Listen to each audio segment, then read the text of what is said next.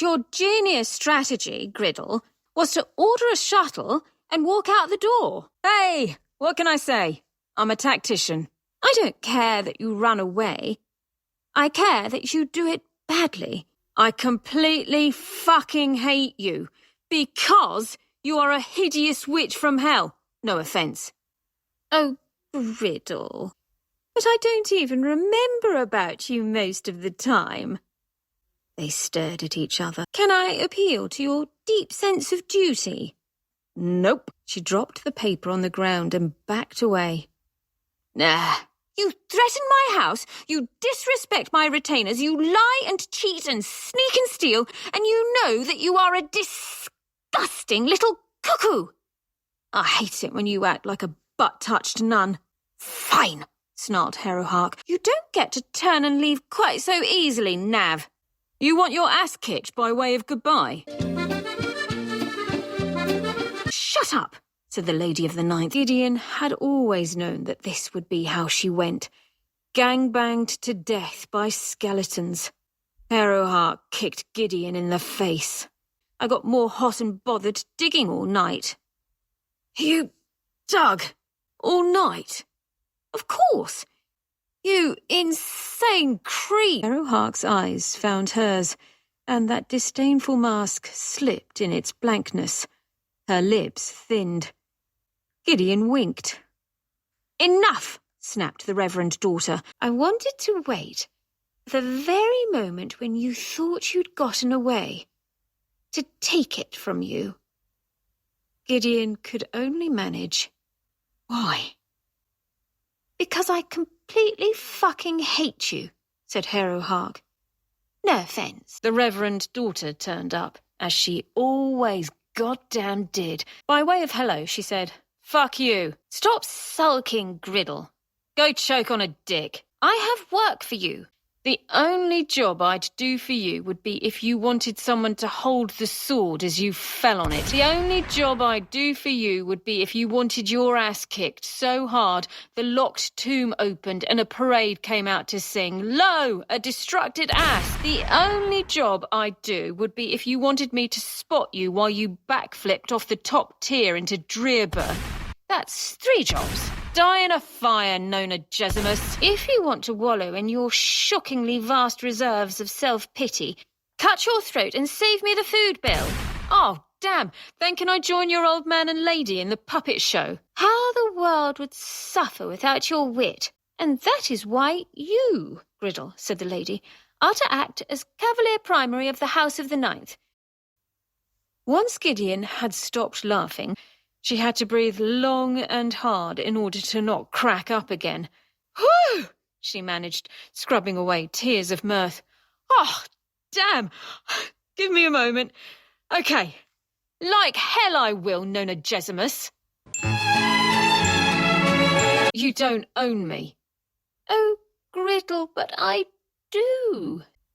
I will never trust you. Your promises mean nothing. You've got nothing to give me. I know what you'd do given half a chance. Oh, I have hurt your heart. I boo-hooed for hours. It won't be the last time I make you weep. How is it settled? I have patently not agreed to this shit. Oh, nonsense. She's a genius. With the proper motivation, Griddle could wield 2 swords in each hand and 1 in her mouth. Am I right, Griddle? I haven't agreed to stone-cold dick. I would have thought you would be happy that I needed you, she admitted, that I showed you my girlish and vulnerable heart. Your heart is a party for 5,000 nails. That's not a no. Or checking her face in a little cracked mirror. Gorgeous. Hot. 10,000 years of tradition, Griddle. I don't have 10,000 years of tradition, bitch. I'll kill you. Naturally. Give me that, commanded Harrow. She tried to turn Gideon's face up to hers by force, but Gideon promptly bit her. Do you want, Gideon whispered huskily, my hanky? I want to watch you die. Maybe, Nona Gesimus, she said with deep satisfaction. Maybe, but you sure as hell won't do it here. Idiot. Here, take this veil. I'm all good. I said put it on. I'm not having you struck blind when the door opens. I came prepared, my sweet. What are you even saying half the time? Hold up, breathed Harrow Hark. Hide that ridiculous hair. Your dead mummified mother's got ridiculous hair. Griddle, we're within the planet's halo now, and I will delight in violence. Gideon winked at her increasingly agitated companion. But then you couldn't have admired these, and whipped on the glasses she'd unearthed back home. The lights are broken. Griddle, this planet spins much faster than ours. At Gideon's continued blank expression. It's night, you tool. They did not speak again.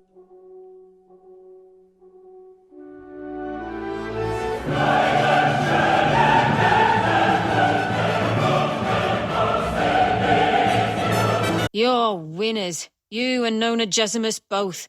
Touch me again, and I'll kill you, said Harrow. I really will. Good luck with that, bucko. You look all mummification and no meat. Is that what you've been doing without me all this time? Dicking around in a basement? Yes, she said. Yes, I was dicking around in the basement. I was recuperating. Balls you were. I'm not having this conversation with you. Yeah, you are, said Gideon. And don't push me. The places where I can and would stick this thing for safekeeping would astonish you. Phew, murmured Harrow. I'd hardly call sucker punching the third Cavalier keeping your head down. You disapprove? What? Hardly. This calls for rigour, Nav. Maybe rigor mortis. You could have died today, she said conversationally. You could attempt to finish me right now if you liked.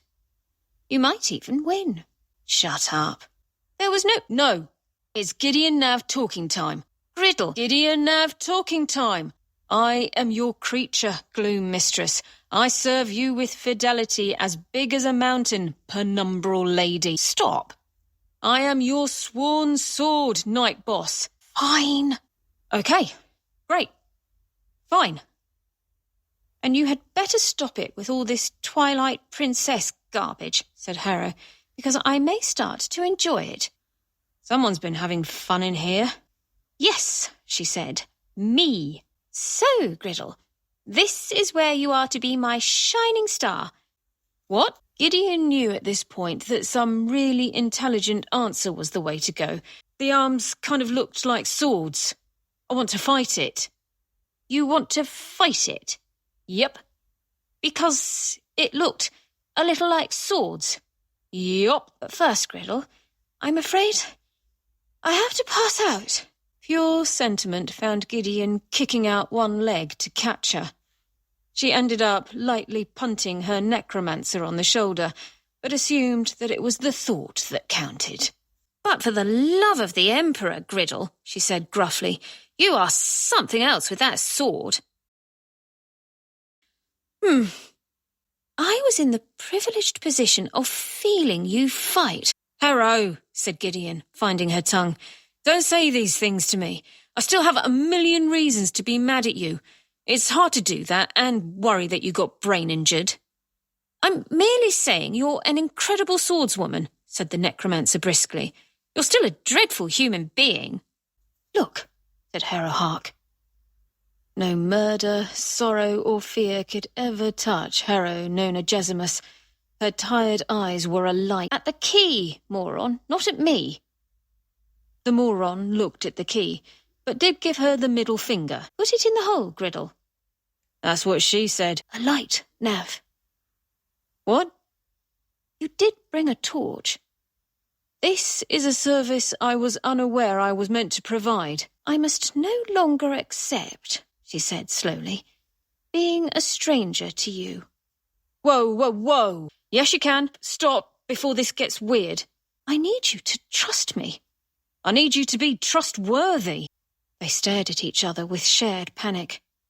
Too much of this shit and they'd end up friends. She lifted her up off the ground just an inch and squeezed her in an enormous hug. Hang on. What the hell was she doing? Gideon belatedly wished to be exploded, but reminded herself to act cool. I appreciate it, my crepuscular queen. It was good. You were good.